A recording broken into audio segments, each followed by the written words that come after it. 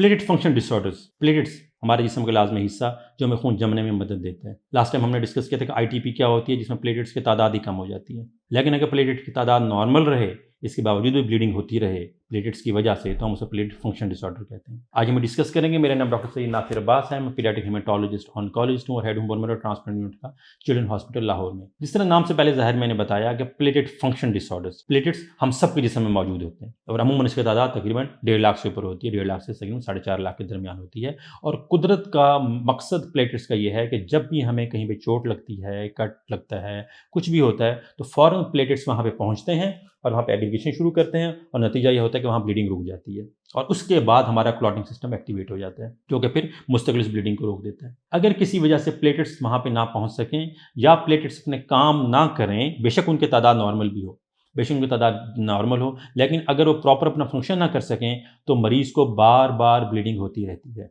प्लेटेट functions के हवाले से बताता जाऊँ कि ये प्लेटेट फंक्शंस के अक्सर डिसऑर्डर्स जितने भी हैं, ये सारे अमूमन पैदाइशी होते हैं और इसलिए ये बच्चे जब होते हैं, जब ये बच्चा है, वो बच्चा है या बच्ची है, मेल है या फीमेल है, दोनों में ये बीमारी हो सकती है। और ये बच्चे अमूमन पैदाइश के कुछ अरसे बाद या इनिशियल सालों के अंदर इनको अमूमन नील धब्बे वगैरह पड़ते रहते हैं। क्योंकि ये प्लेटेट्स का मसला है, तो अमूमन किसी जोड़ में बड़ी जगह पर ब्लीड नहीं होता, अमूमन म्यूकोजल ब्लीड होता है। नाक से ब्लीडिंग बाज़ वक़्त होती रहती है, जिस्म पे नील धब्बे बन जाते हैं, मसूड़ों से खून आना शुरू हो सकता है, यूरिन में खून आना शुरू हो सकता है। लड़के हैं तो सर्कमसिजन के टाइम पे ब्लीडिंग हो सकती है या खुदा न खास्ता कहीं चोट के बाद हो सकती है।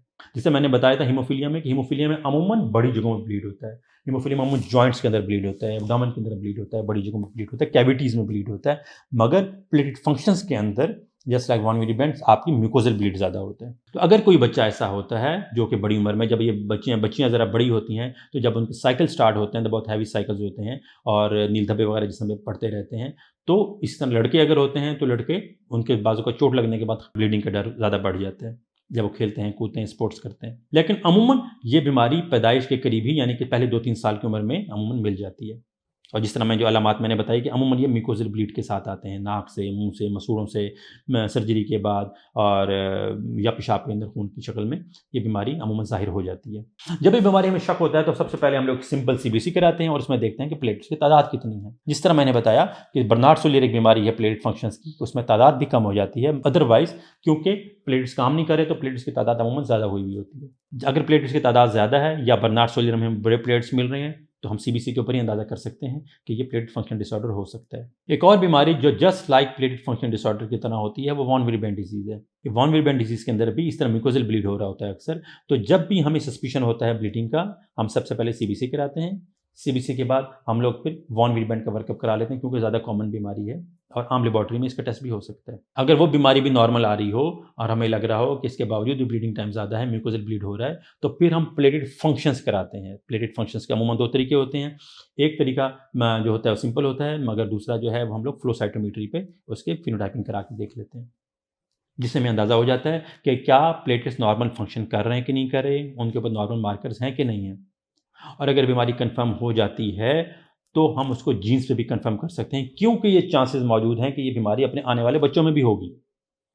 तो जब मैं पहले भी हमेशा बताता रहता हूं कि वो तमाम बीमारियां जिसमें जीन्स इन्वॉल्व हों उनको अमूमन हमें जीन एनालिसिस करा लेना चाहिए ताकि आने वाले बच्चों में वक्त पे बताया जा सके कि बीमारी आ रही है कि नहीं आ रही। तो प्लेटेट फंक्शन भी ऐसी ही बीमारी है। कंफर्म कर जाने के बाद, जीन एनालिसिस कराने के बाद, इस बीमारी का मुस्तकिल हल एक ही है और वो है बोन मैरो ट्रांसप्लांट, कि हम सिबलिंग के साथ उसका बोन मैरो ट्रांसप्लांट करें और हमेशा के लिए इस बीमारी से छुटकारा पा लें। अगर खुदा न खास्ता किसी वजह से बोन मैरो ट्रांसप्लांट नहीं हो सकता, ये डोनर अवेलेबल नहीं है, ये ब्लीडिंग हो रही है, तो हमारे पास ऑप्शन रह जाती है कि जब कोई ज़्यादा ब्लीड हो तो हम लोग प्लेटेट्स को मेगा यूनिट या सिंपल प्लेटेट्स लगवा लें या फैक्टर 7 लगा सकते हैं ताकि हमारा क्लॉटिंग सिस्टम ज़रा एक्टिवेट हो जाए। इसलिए अगर ये बीमारी वक्त पे चली जाती है तो अमूमन बच्चियों में क्योंकि ज़रा ज़्यादा मसला बन रहा होता है, उनके साइकिल स्टार्ट होने होते हैं, बाद में प्रॉब्लम्स हो सकती हैं, तो बच्चियों को अगर प्रॉब्लम्स हो रही हो ज़्यादा तो हम उन्हें ज़रूर एडवाइस करते हैं कि ज़रूर इसका बोन मैरो ट्रांसप्लांट करा लेना चाहिए इनिशियल लाइफ के अंदर। बच्चे बाज़-औक़ात अगर उनको भी ब्लीडिंग एपिसोड ज़्यादा हुई चली जा रही हों तो उनको भी बोन मैरो ट्रांसप्लांट कराना चाहिए,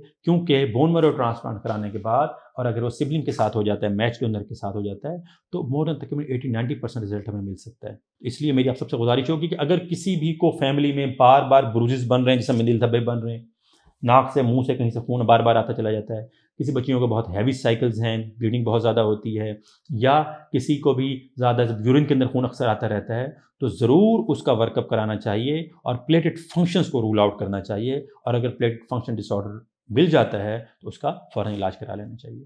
بہت بہت شکریہ۔